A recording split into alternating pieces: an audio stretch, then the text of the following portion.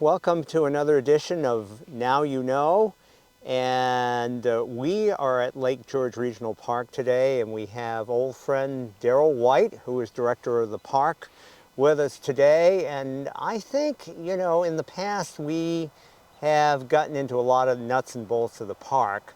But today I think we're kind of looking more at updates, things that have happened in the last year or so since we last did a show on the park. And so we're on the west side of the park, Skowhegan side. And behind us is a project going on that is very important for the environment of the lake. And Darrell, why don't you describe what's happening here? Well, sure. As many may know, knotweed is an invasive species and is found almost everywhere in our area, and it's taken over certain parts of the park. So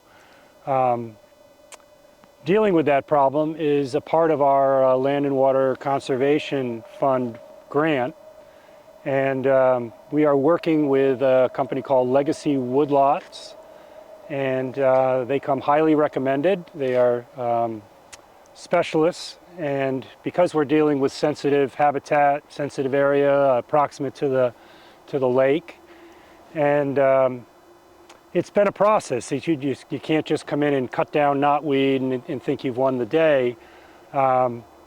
It's a process of taking down the large plants, letting them regrow, applying some pesticides, and I'm sure that word raises alarms. Not pesticides. Herbicides. Yeah. Thank you. Man behind the camera. Man behind, exactly. Yeah. Herbicides. All this is being done in a way that is, in line with our efforts to protect the environment in the lake. And so the herbicides are applied to the young plants when they're at that state of trying to regrow, so they're more vulnerable. And then we'll continue that process through a couple of different cycles until we've eradicated the problem. So we've got, the knotweed and a few other invasive plants that have been identified around the park. So we're just, we're addressing all of that in stages. So I just wanted to provide everybody an update on what's been going on there. This is a problem also on the east side, isn't it? Of course, yeah. It spreads everywhere, and and innocently it just ends up in soils, and you plow the roads and things get moved around, and it's a real tough plant to deal with. Is there a hope that eventually this might be some usable land down here after? Well, I think just our current goal is just to get rid of the invasive plants, and this is all watershed and marshland, so I think access to the lake is not really a realistic goal. It's really just cleaning up this mess. I mean, these plants were probably 12 feet tall going into the summer. So as you can see now, we'd cut them down. We've got the regrowth, and we're addressing that. So hopefully that'll all be gone, and then we'll just have native growth here along the roadside. Well, another 3 years, hopefully. That's probably the target. There. Yeah. Now, is that side of the road, and we'll pivot the camera here a little bit. What is going on over here on the other side of the road? I see what appears to be a new road. Yeah, well, this is probably the more well-known, a component of the more well-known part of our Land and Water Conservation Fund project. We determined that in order to maintain the opportunity for cultural use of the west side, the picnic grounds, the beach areas, the island, and also engage use of the buildings that have essentially been in a dormant state for a number of years, the buildings up at the top of the hill, we would need to provide better access and some more parking opportunities so that things could happen at the top of the hill while there's still ongoing regular use of the lower levels of the park here. So we designed this new road included in the road are 80 new parking spaces along the road. So we've actually more than doubled the capacity in that regard. And this was quite a project. So we were working, as many know, with the National Guard, which was a separate, similar to a grant. It was an application process. They do community projects as part of their Innovation Readiness Training Program. And they came in force this past summer, roughly 160 personnel, full battalion. It was a pretty unbelievable project. And so we cracked the seal on the new road right here. Unfortunately, we ran into a spring on day one. So the Guard, their engineering team, spent 3 days figuring that out. And so we have gotten about 40% of the road cut, and we've laid the level D gravel down, and we still will need to lay down level B and level A gravel, and there are a few more erosion and water runoff measures that need to be installed, catch basins, etc. And over here behind these rocks is going to become a filter pond.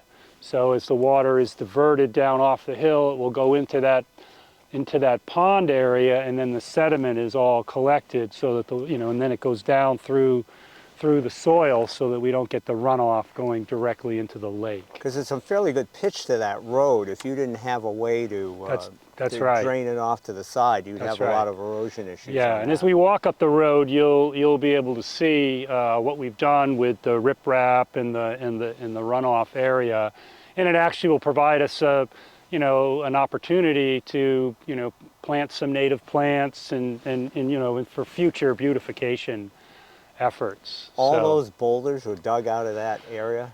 It was an unbelievable job, and just the type of equipment that had to be used, it was incredible. Some of these boulders actually were split into like 3 or 4 pieces. That's how large they were.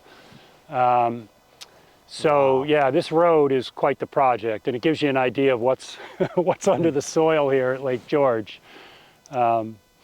And you'll also notice here, these are temporary erosion barriers. To do this work, the park had to apply for stormwater permitting, which was quite a process. We engaged with a civil engineer to write the plan, many thousands of dollars to perform that plan. And the plan is not just, you don't just end with a permit. The plan is an ongoing component of your operations. It gives you a guidebook on how to continue to manage any potential issues with runoff. And then as part of the plan, during the construction, you have to set up temporary erosion barriers, and that itself was quite a project. We worked with a local construction company to come in and they dig into the ground a little bit and lay this cloth into the ground so it catches anything that might be coming down the hill, so it doesn't filter into the lake. So yeah, as you were telling me, it was a very involved and very expensive process to do this. Yeah, between the stormwater permit and the construction of the temporary barriers, we're probably in the $40,000, $45,000 range just for that alone. Yeah, not small potatoes. Yeah. Is that money covered mostly in grants to the park? And yeah, that money is all part of the budget for the overall, we call it the LWCF project. That was a $500,000 grant, and we had to match that, and we had raised just under $500,000 in actual funds, and then we also have a significant in-kind contribution between the work that's being performed by the National Guard and also some local, Steve Rule here in Canaan, and Steve Dion from Skowhegan have just provided an amazing amount of their time and their expertise in helping me kind of navigate through this through this process. Thank God you have people with skills who feel passionate about this park. Oh, yeah. To do that. It's Yeah. pretty amazing. And you probably have told me this before, but what was your connection with the National Guard? How did you happen to get them to?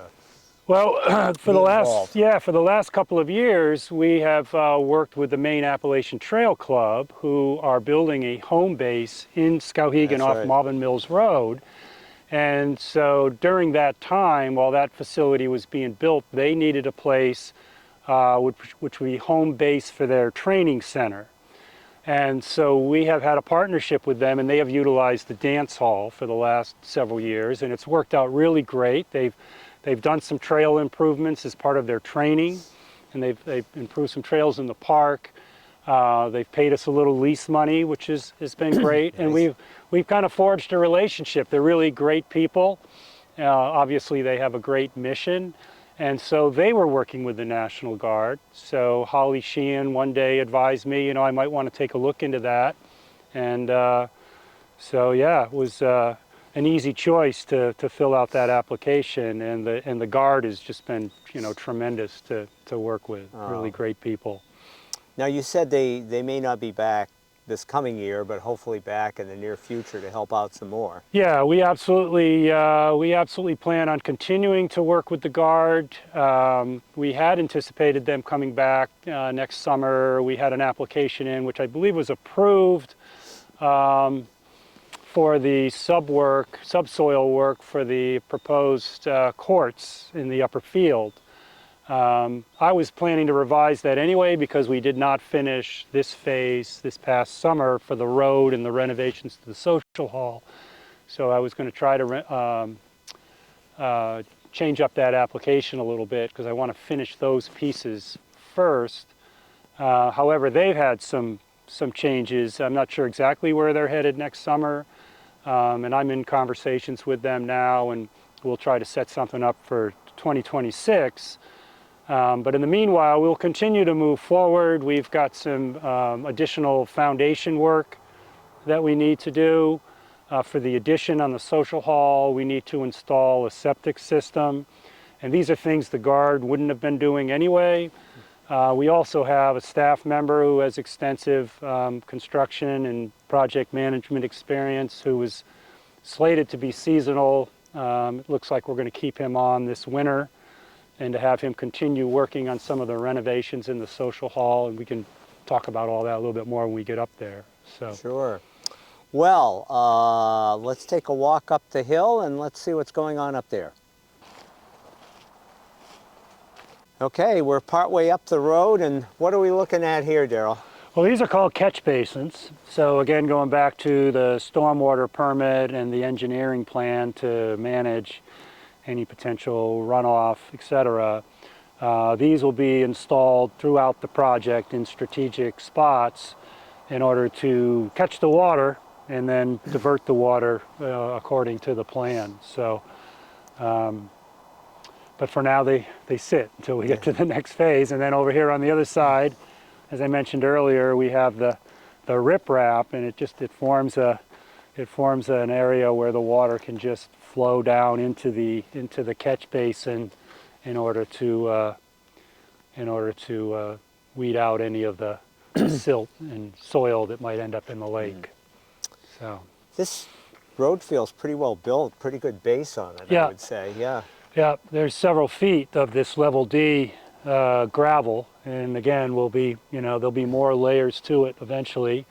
It's held up pretty well through a very rainy summer. There's a couple little spots, and these are things that'll get resolved when we get back to the road. But when they finish off, what was not in the plan was this culvert that you see sticking out right there. But because we didn't finish everything, the Guard installed that culvert, so the water that comes down through the upper field, because that's still a very soggy space, that water gets diverted right down here instead of just coming right down the road. So, Yeah. Okay. I guess we will continue to move up the road to the social hall. yep. Okay, we've moved up the road a bit more, and what are we looking at out here? Well, we call this the upper field. In the summers, this is one of our key areas for the summer camps. It's probably the primary use of this field. It used to be a parking lot for some of our events when we had them on the west side. The plan here is, first of all, we're going to take that power line down and install it underground. All this being a part of the Land and Water Conservation Fund project. And then on the back end, where you see all that kind of brushy growth, there used to be tennis courts out there. Our plan is to install 2 pickleball courts and a full basketball court, and just clean that area up. We'd have a little service road running along the edge here, and you know, kind of reactivate this area a little bit. So That would be nice. Pickleball is certainly a growing sport. big time, yeah. Very yeah. popular, so it'd be kind of nice to have those courts. Of course, basketball is always good. Yeah. You know, it's nice Yeah. to have that. Who would end up doing would the National Guard be involved in that work too? They would do, as I mentioned earlier, we had an application in that was approved. The original plan was for this summer. They would do the subsoil work. They would do the service road. A lot of times when you're doing that type of work, you need to go in and dig out clay, because clay doesn't drain real well, and replace that with gravel. So it's a matter of leveling everything off, getting a good base, and then there'd be a third-party company that we would come in and we would contract with to come in and lay down any of the surfaces, the court surfaces. And then, of course, there's, you know, if you go with lights and nets and, you know, all that stuff is all done with separate entities. Yeah. Well, we know it feels like a late fall day. As we're filming this, all of a sudden we're starting to get a little snow. So, so we'll continue up the road and eventually get to the social hall. So eventually we'll get up to the social hall. We keep finding these little diversions on our way up here. So why don't you explain what looks like a potential road here, Dale? Sure thing, yeah. Well, one of our goals with the new road was to keep the grade below 10%. You know, at 10%, you typically get into an area where you need to use asphalt. I wanted to try to avoid that, you know, in part just to maintain the natural aesthetic of the park. And so we're cutting back through the woods here in order to avoid this particular area which currently exists, this little service road, which is above the 10% grade, and we do get a lot of erosion in this spot right here. The water runs right down this channel. So we're cutting into the woods here, plus it lengthens the road, which enables us to install those 80 parking spaces. So there'd be parking along the side here. The road goes down to the end of the clearing, and then we'll curve back and come back again and go up by the social hall, or excuse me, the dance hall, on into the social hall. Okay. And now on the other side of this road, you're going to point something out. Sure, yeah. Well, there's a little access path here now. So as we're adding the parking, it just provides a more direct access as you're walking from your car up to the social hall. And we were able to, because we had a requirement to lay down this temporary erosion barrier, there's a small little watershed area down in through the woods here to protect that. So we kind of killed 2 birds with 1 stone. We cut that pathway out and then put the erosion barrier in there instead of just laying it right in through the woods. Okay. Yeah. Yeah. Makes sense. Okay.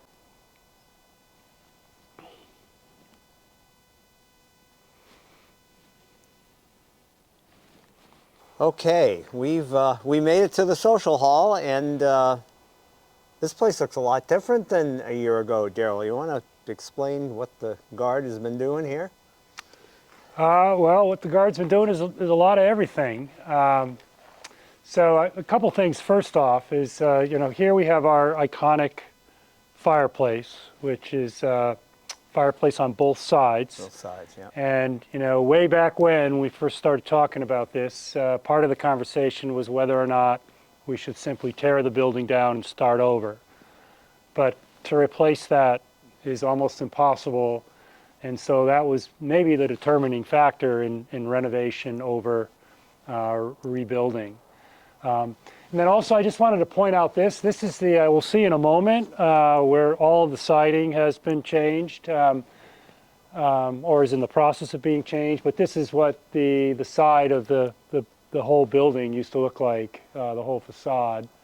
And you can see here, and we'll see inside as well, we've made a point to reinforce the roof Yeah. in order to get the roof to snow load capacity and be permittable. So we've doubled up on all of the existing rafters. We have new steel rods to help support the building throughout. So, yeah. Certainly quite a bit was done here. We can't get inside. We can get can? inside, yeah, Oh. yeah. So yeah, here we have, these are new doors, but these doors existed in the past. So we simply replaced the old doors. In the next week or 2 or 3, we'll be installing the new door hardware. So you won't have the board screwed up there to keep the doors closed. The guard did the sub work for this patio, but we had a third-party construction company come in and lay this foundation and the slab around the corner Yeah. this past spring in advance of the guard getting here. And that's the same type of work we'll probably do over on the other side of the building, which there'll be a T coming off. And the addition will house, as we've talked about in the past, 8 new restrooms, a bar back area, a catering setup space, and the utility room. It'll be forced hot air. This building will be totally to code, fully insulated, so we'll be able to, start up the forced hot air, have an event in the winter here, which is a whole new thing for this facility. And you're going to be able to use the fireplaces for ambiance as well, the extra Absolutely, heat. absolutely, yeah. So that'll be nice. Boy, they're impressive structures, that's for sure. Oh yeah, yeah. The rock and everything. Yeah. So they didn't really have to do too much to the fireplaces themselves, did they? No, there's really been nothing done to the fireplace.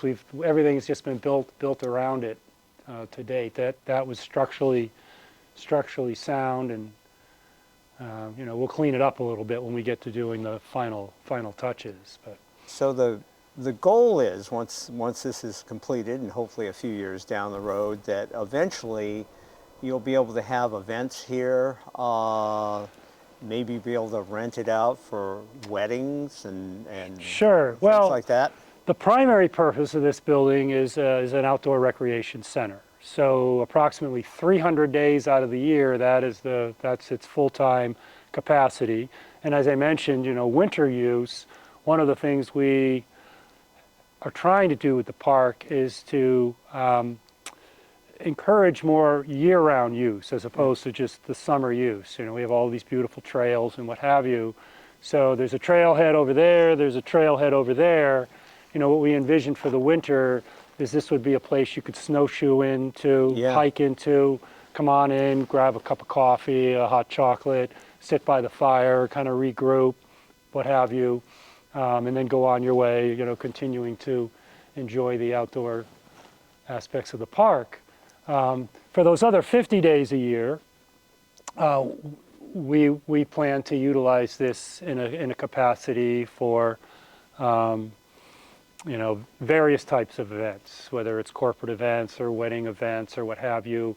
That is, the plan is to close the gap on our annual operating financial deficit. We run about 30,000 in the hole, and then the board and through our other events, we have to fundraise to just open the doors to the park. So trying to take some of the pressure off that so that our fundraising going forward can be utilized for just, maintenance of facilities, for programming, for other things above and beyond just getting the doors open every season. This is probably too far down the road, but is there any sort of estimate of the potential income you could bring in by renting the building or using it for various events? Well, I would say I don't want to get too into specifics on numbers at this point. I mean, I know some numbers, but They may change. yeah, they may change. But I would say just conservatively that what we could do here would roughly equal what we bring in for use fees currently. So in a sense, doubling the use income for the park. How much is that? It's 100,000 something, right? Well, it's a little less than that from just the straight use fees that Okay, we bring yeah. in. Yeah, you know, we're in the 45,000 to 65,000 Okay. range at the gate. Yeah. Then we have some group use that's somewhat minimal at this point, but yeah. So Okay. the rest of that is fundraising too. Okay. Well, a couple years from now, we'll see. Yeah, right? we'll see. Right, All right. right. Okay, before we go inside, we're giving you kind of a side view of what's going on with the building, and quite a bit. And we got some new windows, new siding, insulation. Daryl, you want to describe it a little more? Sure thing, yeah. Well, so first and foremost, the windows, none of these windows existed in the past. This was all just one big wall. So obviously we'll be able to add some really great natural light for the inside. Also the insulation system, as I briefly mentioned earlier, we'll now have a 4-season building, which is, you know, that's something that just sort of came through the planning process. We made the determination we're doing it now. Let's go the full route. So we're real excited about that. And then this late fall through the winter, through our staff at the park, we'll start to put the siding on the building here. And then over here with this slab, the reason for this is, you know, the road brings you, you know, the walkway and the roadway brings you to the building here, but in the past the entrance was on the other side. So we created a new door and we plan to build a porch area here, so we'll have a formal entrance to the building right here. And then over on the side, that will be a roadway, a service road that will go to the back. So when there are caterers for the functions, they'll be able to, for various functions, they'll be able to unload right there where the catering space is in the back of the building. And that's a new section yet to be added. That's right. Yeah. Yeah. So I guess let's go inside. Oh, one question before I Sure. do that. What type of siding were you going to have on here? It's called V-Match. It is like a synthetic material, lasts for almost ever. Yeah. Comes pre-painted. Yeah. So, and I look forward to the next time we get together. You'll be able to see that, right, when we have that up. That's right. Yeah. Looking forward to it. Yeah, we might even be able to see some of it inside. We've got a lot of materials inside. So, Okay. Let's see if we can get inside. sure. Take a look. Yeah. So the V-Match. Oh, is, yeah. You've added a lot of reinforcement. Oh yeah. So this is the siding here. It's all pre-painted. Yep. This is the outside. Oh, natural green, forest colored. Or, Yep. Yeah. Yeah. Green, black, and white will be the Yeah. colors. We're inside the building now and got a lot of lumber stacked up, Daryl. And one thing I'm really noticing is all the major reinforcement you've done to the roofing here. Yeah. Well, we wanted to keep sort of the look and feel from the past.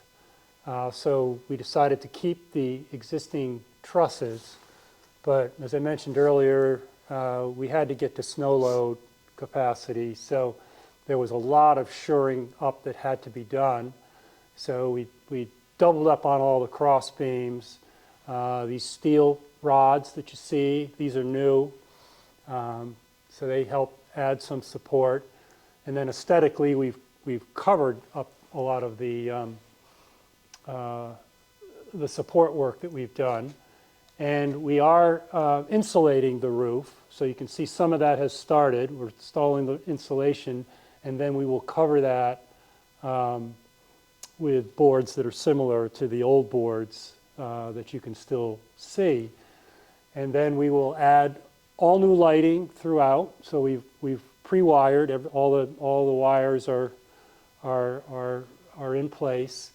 We'll have all new lighting and ceiling fans in Okay. here just to help with the temperature control, especially in the summer.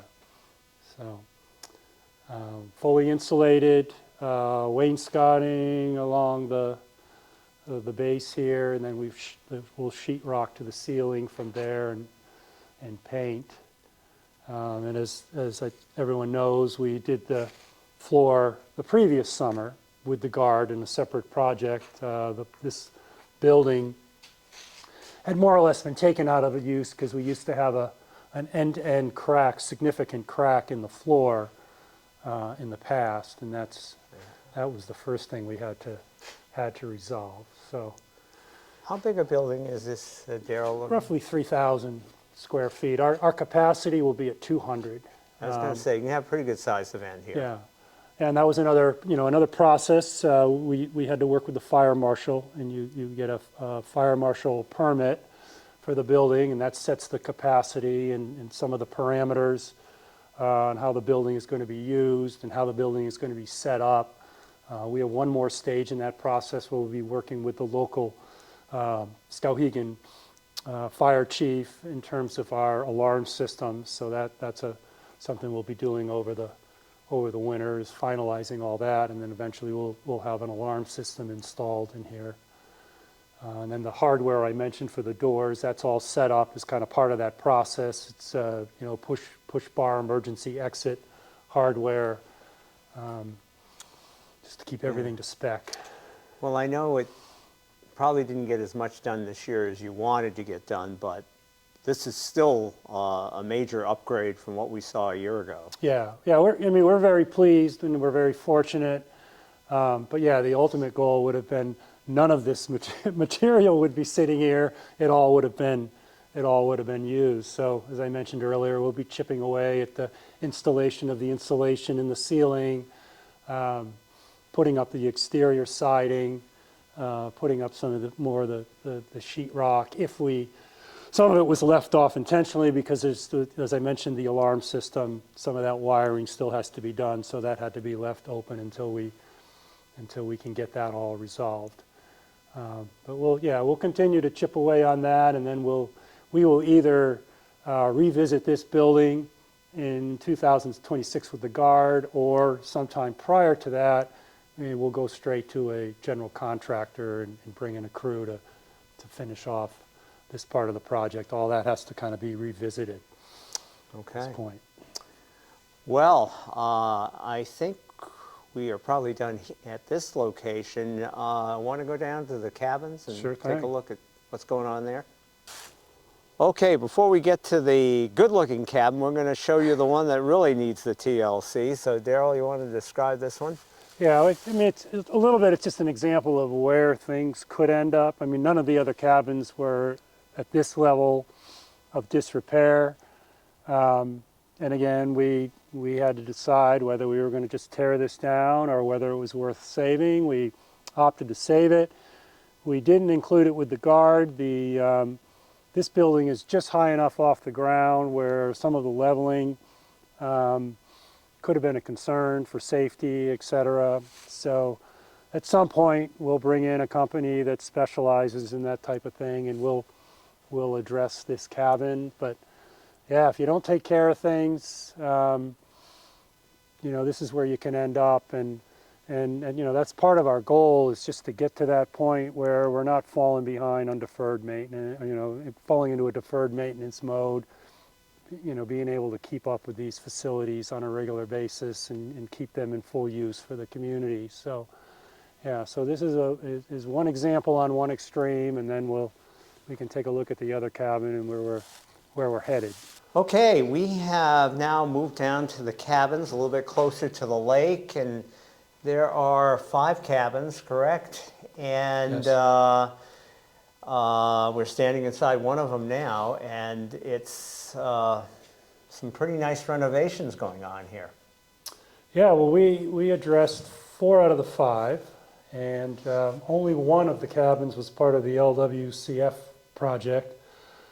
But our thinking was that while we had the guard here, we would take advantage of that opportunity. So we went outside of the LWCF project and addressed 3 more cabins. And primarily what we focused on was leveling the cabins in order that we were able to replace old windows.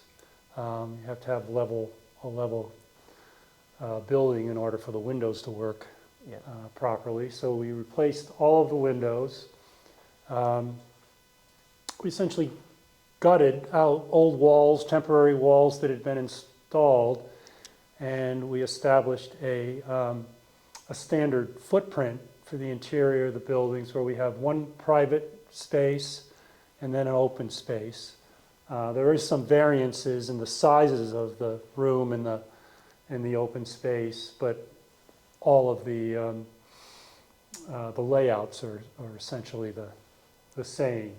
We have installed rear doors, and we have opened up the space behind the cabin, which we can take a look at later, in order to create ADA access to all of these buildings through the back door. So You've got concrete pads under these? yeah, and we've had those in the past, and generally things held up pretty well. There wasn't a great deal of leveling that we had to do with these buildings, little tweaks here and there to get them all true. We shored up some of the rafters and then built these private rooms, new doors, new windows, and all new wiring. Modern wiring, and eventually these are just temporary lights that we have in here now. We'll install new lighting. And you're going to have, is it going to have any kitchen facilities or anything here? Or? Not at this time. There's no restroom facilities in these buildings, although we're proximate to the bathhouse, which has several restrooms currently. Our long-term plan there is to convert one of the sink toilet rooms to a shower room, which would be, supportive of this. And then we'll measure use over time. A little ways out, it might be that we need to add restroom facilities or maybe a small kitchenette, in one or more of the cabins. We'll kind of see how that goes. So this would be like a living dining room area that I'm standing in? Sure, or perhaps? you could have more cots, so you have, say the parents are in the private room and the kids are sleeping out in the outer space, or it could be just, a group of people, what have you. It's kind of like upscale glamping is kind of yeah. where we could go with these That's at this point in time. Yeah.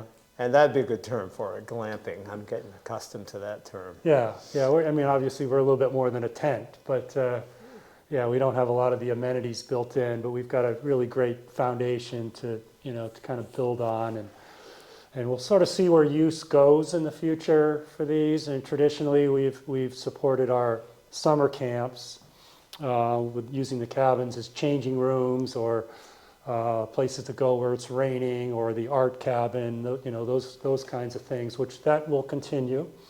But the other uses, I really like to see these cabins be very much community-based, a place where, folks could come, maybe have an overnight, who knows? Yeah. That's something all to be determined in conjunction with community input. Well, if the social hall acts as a wedding venue, then maybe some of the bride and groom and other participants can come down here and stay here. That's right, yeah, absolutely, yeah. Or these could be, kind of mini facilities for smaller meetings and that type of thing. There's a lot of potential uses, but at this point, all of these buildings that we're dealing with have been in deferred maintenance for roughly 30 years, and we can show you one of the cabins we haven't touched yet. That one is so far down the road. We even had the conversation about just tearing it down. They were all moving in a position where it was just going to cost the park to tear them down, right? Yeah. They were becoming dangerous, unsightly, So, we were just at that point. These facilities needed to be addressed. Now, years ago, when this was Camp Moden, how were they using the cabins back then? I believe that was an overnight camp, so I believe Yeah. some of these were lodging. I don't know specifically every cabin and every particular use, but I assume that these were kind of residential. The social hall used to be, I believe, a dining hall, and the way Camp Moden ran, as I understand it, there was a girls' side and a boys' side. There's a building on the east side of the park up in the woods Yeah. that's similar to the social hall, not exactly, it doesn't have the big fireplace and what have you, but it's a large building. We use that as our kind of our maintenance storage facility currently. Now, one of these cabins has the exterior pretty much Yeah, done on it, and I think when we leave here, we'll go over there and so people can see what that looks like and what these will look like in the Yeah, future. yeah. Okay, here is the cabin we promised you, which is a bit more of a finished product, Daryl. Yeah, well, at least on the outside. So yeah, you can see again, the new windows, new door. We're not completely done because this will be our ADA access to this cabin here. There's just a little deck and a ramp needs to be built. And we may, I'm trying to remember, I think we may have to switch this door around because I think it might open to the wrong side. I'm not 100% on that. I know we had some issues there, whether or not we resolved that, I'm trying to remember. But anyway, this will be the ADA access. But we did the exterior here internally at the park, our staff doing the exterior painting, which we'll eventually get to on all the cabins. It's a little too cold right now to continue with the painting, but yeah, I'm happy with the job. It came out, it looks really nice. So No, very nice, very nice. Okay, we're down on the water and you actually can see Lake George this time.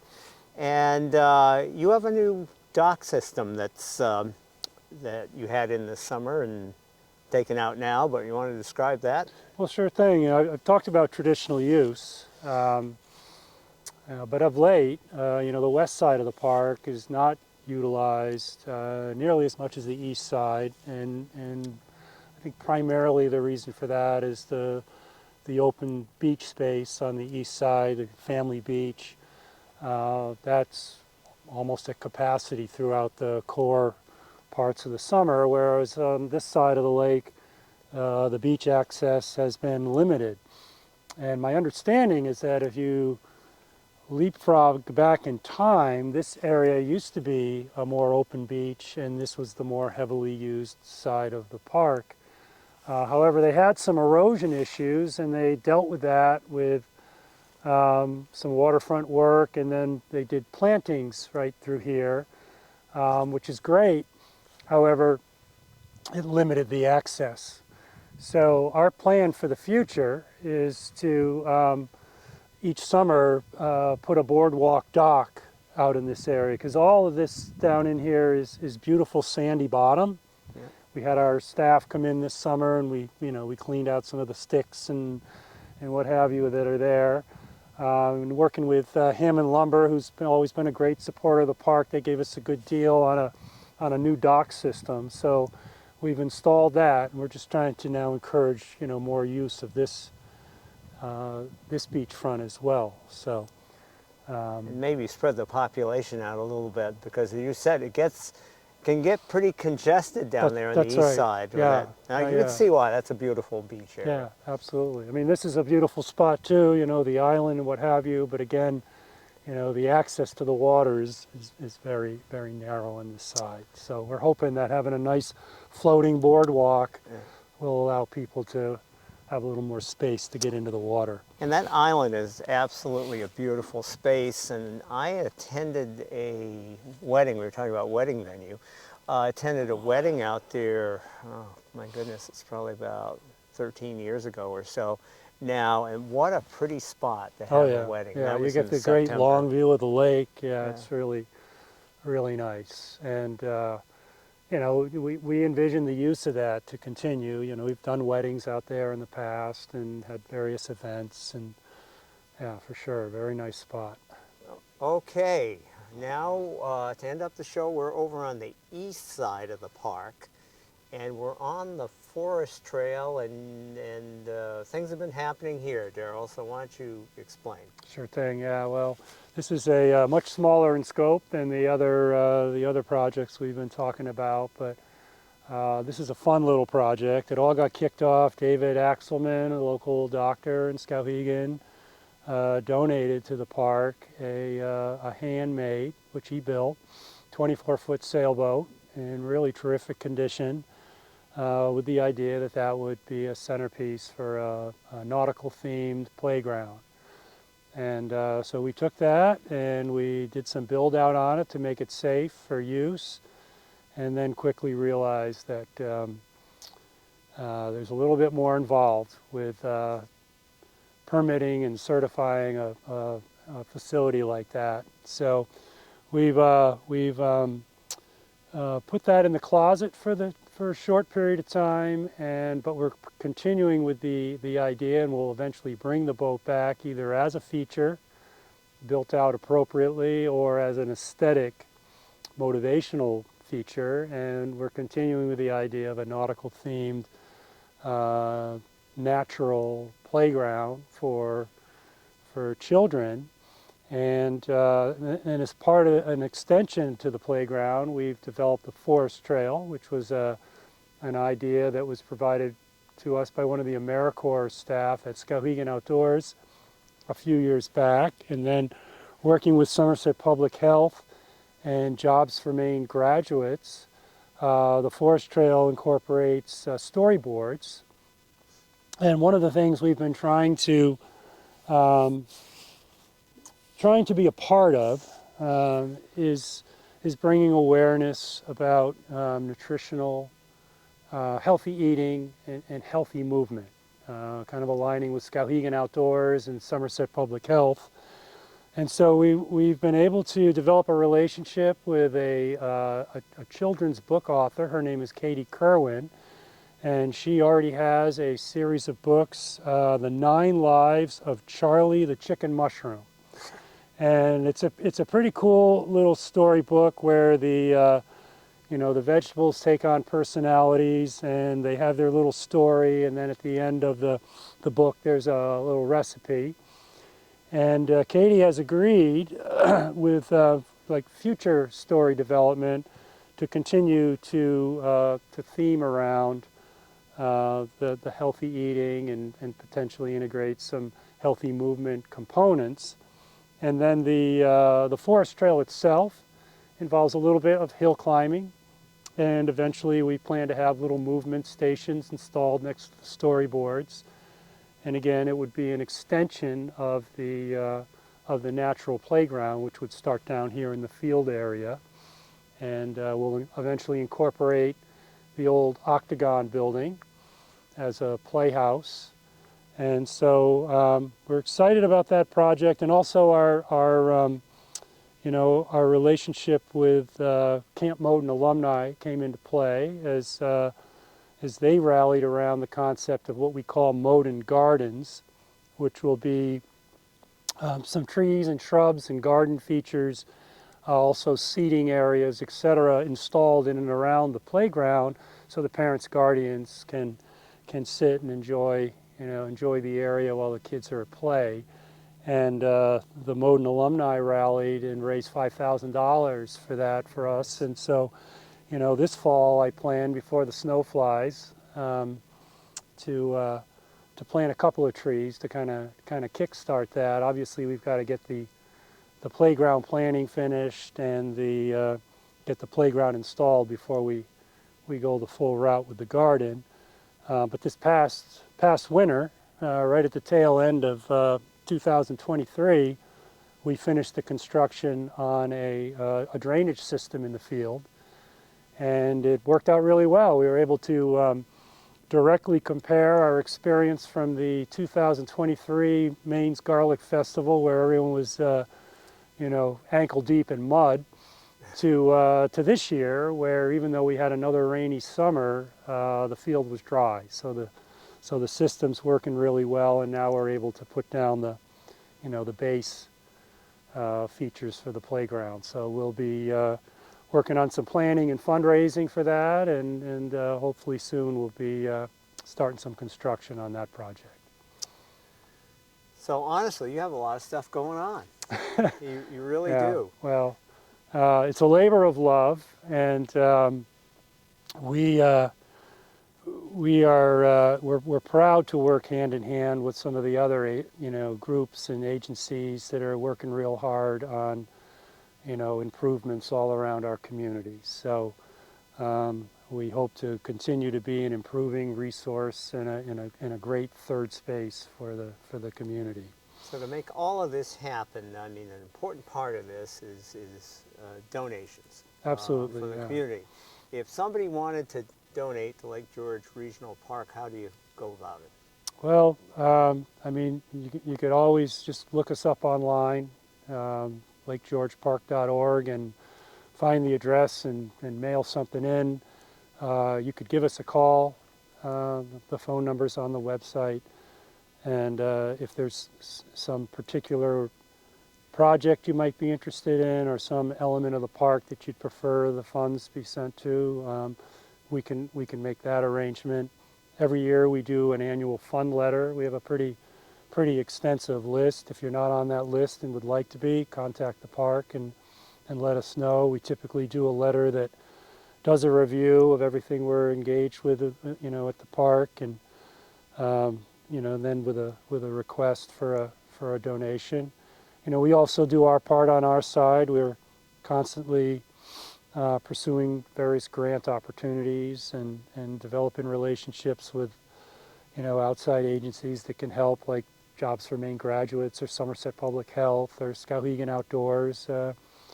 We continue to partner and provide programming. We have like stand-up yoga or yoga on stand-up paddle boards. We do a number of Skowhegan Outdoors comes and does a number of free events in the park throughout the year. So we'll continue to work in that capacity just to be the best resource we can be. When's your fundraising appeal usually? I try to get that letter out, kind of the end of November, early December. It varies from year to year. Sometimes it crosses over into the new year. Obviously, people like to make their donations around the tax year. And you're a 501c3. We are a nonprofit, 501c3. tax deductible. Yeah. The end of the year is tough. We have our annual meeting with the Bureau of Parks and Lands. We're wrapping up Garlic Fest. The staff is all gone. We're trying to close up the park, so the year end is often crunch time. But hopefully we'll get that letter out again in a timely manner, sometime early December. Well, thank you very much for giving us all the updates of what's going on, and maybe we can make this an annual event and getting out to see you, because there's been some fairly radical changes since we were here a year ago, and hopefully there'll be a bunch more for next year too. Yeah, well, I appreciate your continued interest, and it's important to me to keep the public informed about what we're doing here. I mean, change is always something that can cause some apprehension. Just rest assured we're the culture of the park and the use of the park, traditional use of the park is always it's always front of mind and very important to us. We're just trying to make things better. Well, thank you very much. Darrell White who is the director of Lake George Regional Park. Once again, a wonderful interview, and now we're up to date, and now you know.